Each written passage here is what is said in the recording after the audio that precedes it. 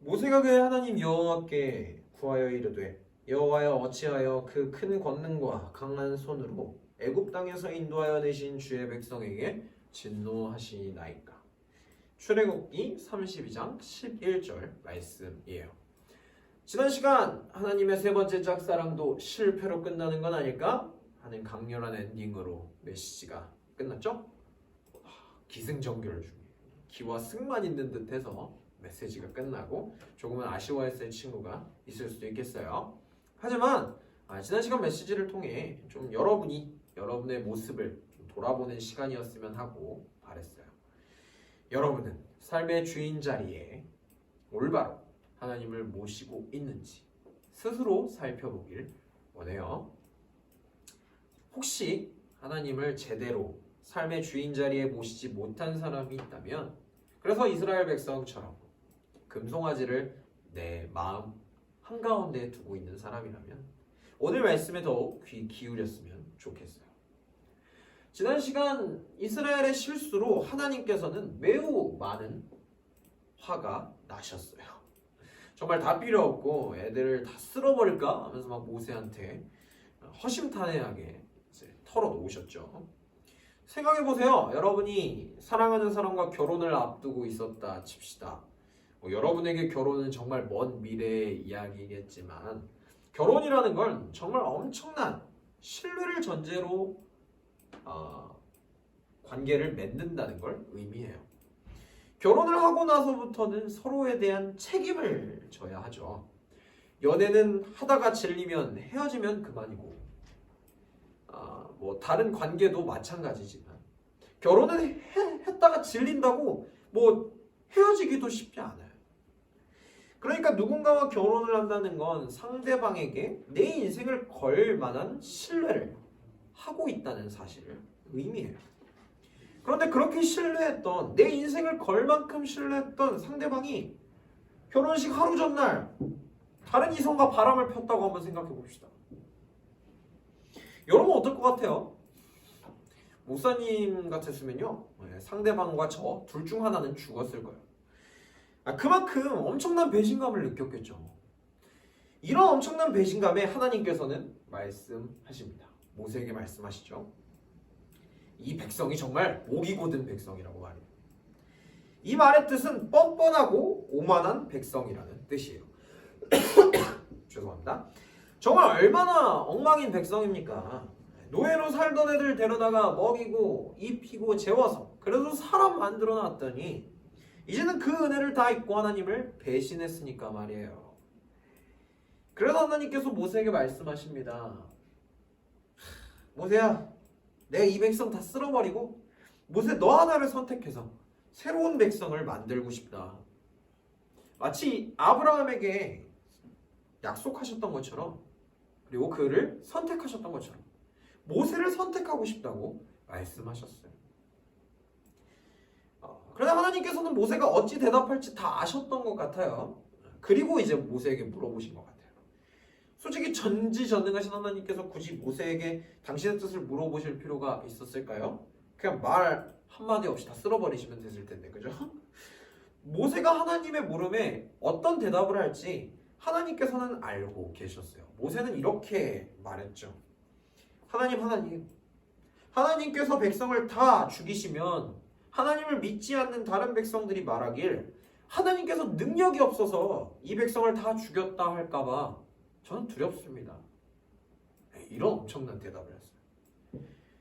여러분, 모세는요, 그 어떠한 상황에서도 자신의 삶의 주인 자리에 하나님밖에 없는 사람이었어요. 솔직히 이스라엘 백성 다 쓸어버리시고 하나님께서 자신 하나를 새로운 민족으로 세우시겠다고 한다면 모세로서는 하나님께서 이스라엘 백성을 멸망시키시는 그 편이 모세에겐 더 낫지 않았겠어요? 그런데 모세는 이런 상황에서도 자신의 유익이나 자신의 영광을 구한 게 아니라 하나님의 영광을 구했어요.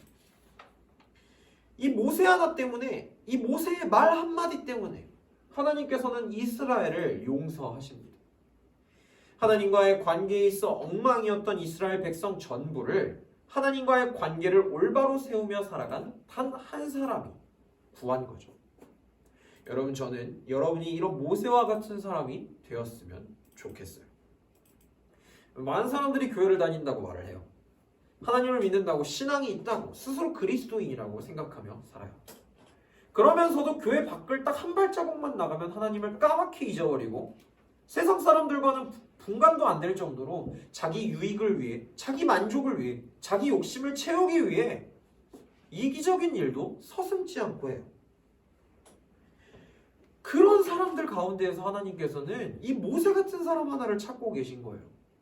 그 어떠한 상황에서도 하나님과의 관계를 우선하고 자신의 유익보다 하나님의 영광을 구하는 딱 한 사람. 성경 말씀은 놀랍게도 이런 한 사람에 의해서 하나님께서 당신의 마음을 바꾸시는 것처럼 기록하고 있어요. 여러분, 놀랍지 않나요? 여러분의 말 한마디에 하나님께서 당신의 마음을 바꾸신다면 이 얼마나 멋진 일이겠어요. 저는 여러분이 전부 다 이 모세와 같이 됐으면 좋겠어요. 하지만 여러분이 전부 모세와 같은 엄청난 인물이 되었으면 좋겠지만 여러분, 현실은 어려울 거라는 거 잘 알고 있어요. 일주일 동안 살아가면서 왜 하나님을 잊고 싶지 않겠어요? 일부러 잊는 친구 있나요? 없죠. 바쁘고 분주한 일상 속에서 하나님을 잊을 수밖에 없는 여러분의 마음 잘 알고 있어요. 아마 하나님께서도 잘 알고 있을 거예요. 어쩌면 그래서 하나님께서는 이 말씀에서 모세에게 질문하셨는지도 모르겠어요. 생각해보세요. 여러분, 혹시 인생의 가장 중대한 문제를 결정할 때 이 문제가 내 인생을 앞으로 정말 엄청나게 바꾸겠다 싶은 그런 문제를 결정할 때 여러분은 집에서 키우는 개나 고양이한테 질문을 하시나요? 정말 어이가 없는 질문이죠. 개나 고양이한테 질문을 던진다니 말이 됩니까? 네. 예를 들어 여러분이 사귀고 있는 남친이나 여친이 있는데 그 사람이랑 헤어질 때 말 못하는 짐승이랑 막 대화하시고 상담하시나요? 아니죠. 그런 사람을 전문적인 용어로 미친 사람이라고 하죠. 전지전능하신 하나님께서 모세에게 질문하신 것도 이거랑 똑같았어요. 생각해보세요. 그냥 말없이 다 쓸어버리실 수 있는 분이에요. 그리고 앞으로 어떤 일이 벌어질지, 또 어떤 일을 가능할지, 하나님 스스로 어떤 결정을 내리셔야 될지 다 알고 계셨던 분이라고.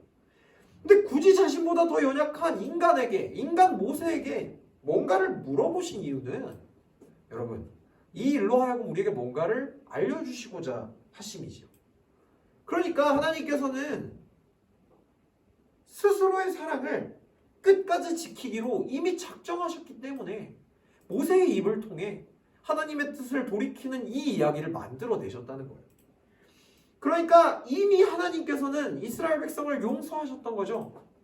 이미 모세가 말하기 이전부터 이스라엘 백성을 구원하시고 이스라엘 백성과의 사랑을 이어가시기로 작정하셨다는 거죠.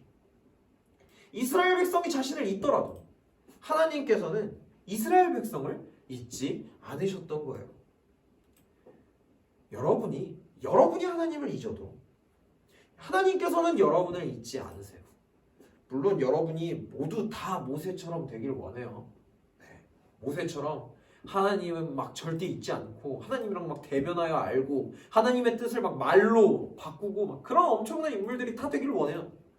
하지만 여러분, 우린 연약한 사람들이기 때문에 모세와 같이 해내지 못할 거란 것도 잘 알아요.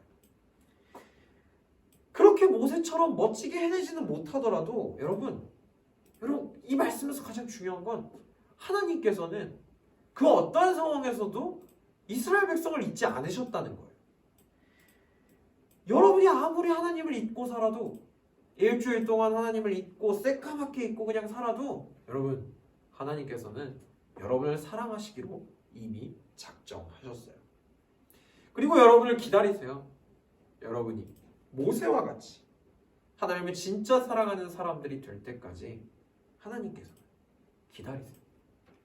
다음 한 주를 보내며 여러분이 하나님을 잊을지라도 여러분을 기억하고 기다리시는 그 바보 같은 사랑꾼 하나님을 단 한순간이라도 떠올리는 여러분이 됐으면 좋겠어요.